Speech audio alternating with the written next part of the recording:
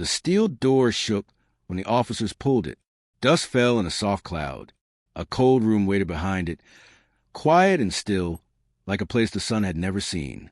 Detective Sarah Cooper stepped in first. Her light moved across the walls.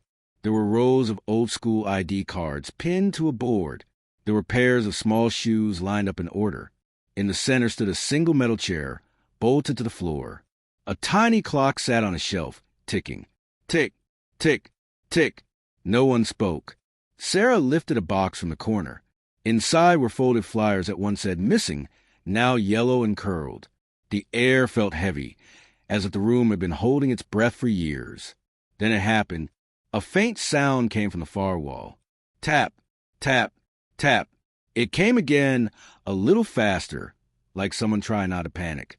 Sarah raised her hand, and everyone froze. The tapping was on the other side of the concrete. Someone was there, or something. Hello? Sarah called. The tapping stopped. Then 3 quick taps answered, like a code. Her heart pounded. She touched the wall, and it felt warm. Weeks earlier, life in Clearfield, Ohio, was easy and slow. It was Friday night football, hot dogs on a grill, and kids running with glow sticks under the lights. The town loved its simple ways.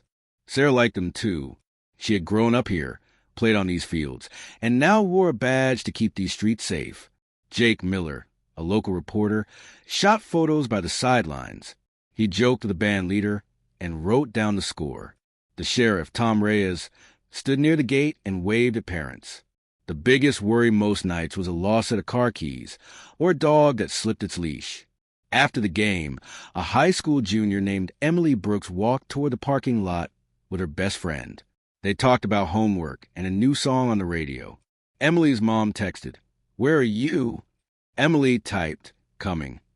Then she said goodbye to her friend, crossed the street, and vanished into the dark between 2 lampposts. 10 minutes later, her mom sat in her car, staring at the empty space where Emily should have been. She called. No answer. She called again. No answer. By morning, posters went up. By noon, search lines formed. People combed the fields and ditches. They checked the creek. They knocked on doors. No one saw anything. No one heard a thing. Days stretched out. The town grew quiet and tight. Parents kept kids inside. The school counselor, Linda Parker, held soft circles where students cried and clung to each other. Jake wrote gentle stories that asked for tips and tried not to scare anyone. Sarah checked cameras from stores, houses, and buses. She drew a map with pins for every step Emily took that night. The pin stopped at the road by the old glass factory, an empty brick building with broken windows and a chain on its gate. A janitor from the factory storage yard told Sarah he heard a ticking sound late at night, like a small clock in a big room. He thought it was odd, but he did not look. People said the factory had storm tunnels under it, built long ago to move heat and pipes. Some said those tunnels ran under half the town. The town tried to breathe again, but fear kept a hand on his chest. 1 week later, the county fair lit up the sky with red and blue bulbs. Music played. Kids laughed. Parents smiled, trying to feel normal. At 9 o'clock, the power on the north side of the fair blinked once, then went out. The Ferris wheel slowed. A hush moved through the crowd. When the lights came back, a girl named Ava Johnson was gone. Her cotton candy lay on the ground. On the control booth door, someone had drawn a small hourglass in white chalk.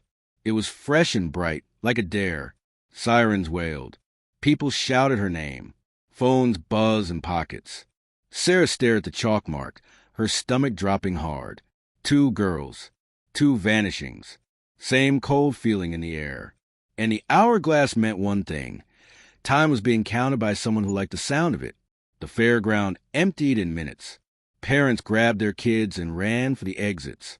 The Ferris wheel lights blinked and hummed, as if the whole place had the shivers. Sarah knelt by the chalk hourglass and took a photo.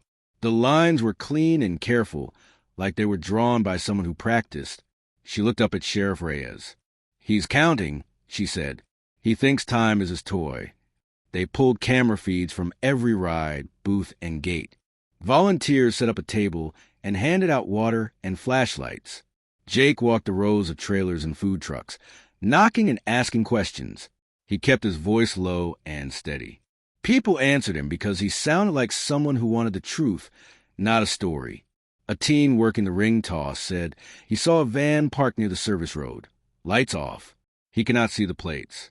He could only remember a sticker on the bumper, a white hourglass, small and neat.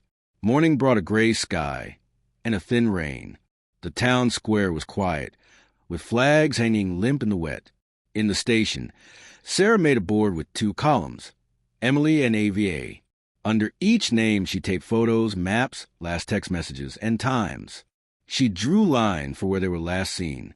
Both lines pointed toward the same edge of town, the old glass factory. Sheriff Reyes told her the county tried to tear it down years ago, but the cost was too high. The underground tunnels made it tricky. "It's a maze down there," he said, "like roots." Sarah called the city records office. An old clerk, Mr. Whitman, brought a dusty tube of blueprints from 1952. He set them on a table and rolled them out with careful hands. Tunnels, service rooms, storm drains, a boiler room the size of a gym, and a cold storage vault marked with a heavy square. They stored chemicals, he said, and glass molds. It was sealed after fire. We were told to forget it. Too messy, too much money to fix. The order came from the state, maybe higher. He looked at the map and frowned. "You don't want to be down there, detective." They went anyway. Sarah, Reyes, 2 officers, and Jake followed a narrow service road behind the factory.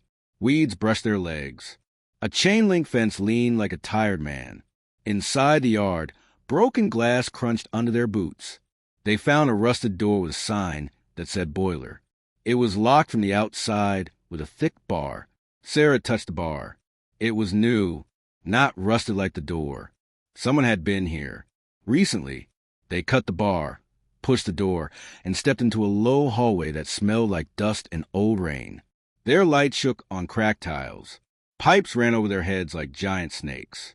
On the wall, chalk marks showed arrows and numbers. 12, 9, 3, 6, like the face of a clock. Jake took a slow breath. "He's marking his time," he whispered. The air was warmer than outside. Somewhere deep in the tunnels, water dripped in a slow, steady beat. Drip, drip, drip. It sounded like a metronome in a dark music room. They passed rooms filled with broken shelving and crates. In one corner, Sarah found a shoe. It was a size 6 tennis shoe with a blue stripe. She held it up. Sheriff Reyes nodded, jaw tight. Emily's mom had described that exact shoe. Sarah put it in a bag and kept moving. The hallway turned and sloped down. The chalk marks appeared again, but this time they were rectangles stacked one on top of another, like tiny doorways. Under the stack was a small hourglass. A low thumping started somewhere ahead. Not loud. Hidden, like the sound of a hand on a table in another room. They followed around a bend and into a space that looked wrong, as if part of the wall did not match the rest. The bricks were newer, the mortar smoother. Sarah stepped close. The wall felt warm against her palm. She closed her eyes and listened. The thumping came again. Then 3 quick knocks, same as before. She pulled back and stared at the wall, like it had just spoken her name. The officers spread out, looking for another door or a latch. Jake swept his light over the floor and found thin scrape marks. A half circle near the base of the wall. "Something heavy moved here," he said. Sarah ran her fingers along the edge until she felt a tiny dip, like a hidden handle. She slid her hand into the gap. The lights flickered. Somewhere behind them, a metal gate slammed shut on its own. A siren wailed once and then cut off, as if someone had pressed a finger to its mouth. The wall in front of Sarah clicked. A lock released. The panel shifted a breath. Warm air spilled out, carrying the faint smell of soap and something else. Old paper. Then they heard it. A voice, small and hoarse, from the dark space beyond the wall. "Hello," it whispered. Is it time?" The voice made every light tremble in their hands. Sarah froze mid-step. "Who's there?" she said softly, trying not to scare whoever was behind the wall. A pause answered her. Then the same thin voice, barely human from thirst and fear. "Please, it's dark." The clock stopped. They forced the wall open. It swung on hidden hinges, groaning like a door that hadn't moved in years.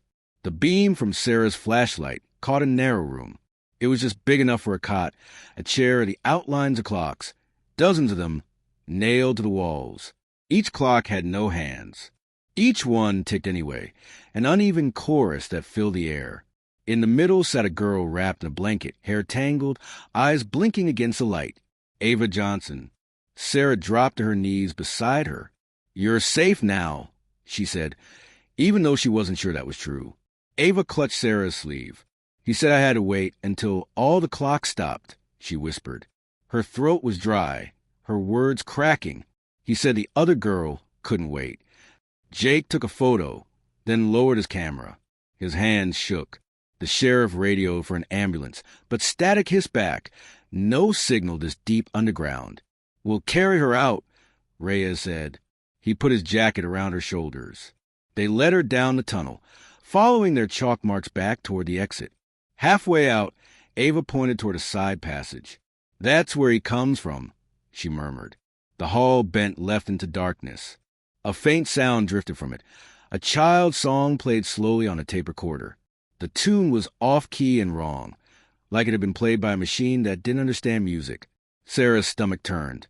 "We go," she said. "Now."